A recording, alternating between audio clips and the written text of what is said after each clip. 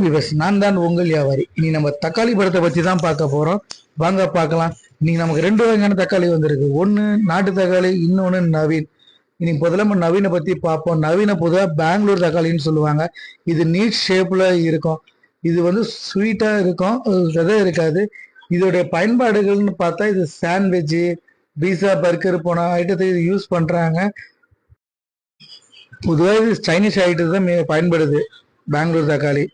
இது நமக்கு இன்னைக்கு தெளிவா வந்திருக்கு. பெங்களூர் தக்காளி எவ்வளவு அழகா வந்திருக்கு பாருங்க. இது பொதுவாக கர்நாடகால தான் அதிகமா விளைச்சல் ஆகி வருது. பொதுவாக மரபணு மாற்றப்பட்ட தக்காளின்னு கூட சொல்லலாம். தக்காளி இல்லாம சமைக்க முடியாது. என்னை பொறுத்த வரைக்கும் நம்மளுக்கு சமையலுக்கு தக்காளிங்கிறது ஒரு முக்கியமான ஒரு டிஷ்ஷு தான்.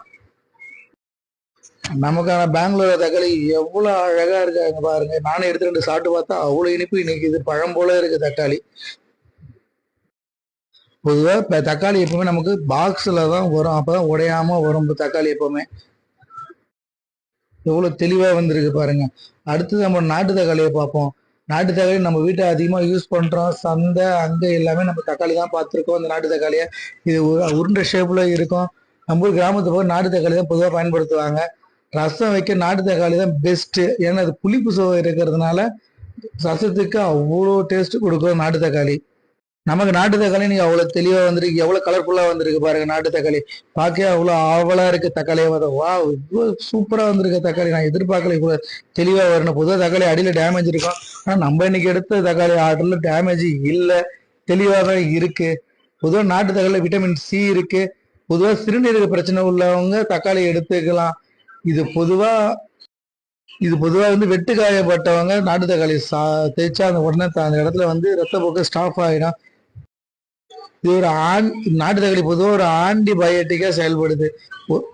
நமக்கு வந்து தக்காளி நல்லா தெளிவாக தான் இருக்கு. நானும் ஒன்றால செக் பண்ணிட்டேன். நல்லா டேமேஜ் இல்லாமல் எவ்வளோ கலர்ஃபுல்லாக இருக்கு பாருங்க. ஆனால் பொது வியாபாரத்தை பொறுத்த வரைக்கும் கலர் ரொம்ப முக்கியம். அதெல்லாம் இந்த தக்காளி அவ்வளோ அழகாக வந்திருக்கு. நான் பொதுவாக சொல்றது போல தான். நான் எப்பவுமே பொருளை தெளிவாக தான் எடுப்பேன், தெளிவாக தான் வாங்குவேன். நாங்கள் டேமேஜ் இல்லாமல் தக்காளி அருமையாக வாங்கிட்டேன். அவ்வளோ தெளிவாக தக்காளி வந்திருக்கு. ஓகே வீவர்ஸ், பொதுவாக நம்ம சேனலை சப்ஸ்கிரைப் பண்ண மறந்துடாதீங்க. லைக் பண்ணுங்க, லைக் பண்ண மறக்காதீங்க. நம்ம சேனலுக்கு சப்போர்ட் பண்ணுங்க. நம்ம சேனலோட லிங்க் டிஸ்கிரிப்ஷன்ல கொடுத்துருக்கேன். சப்ஸ்கிரைப் பண்ண மறந்துடாதீங்க.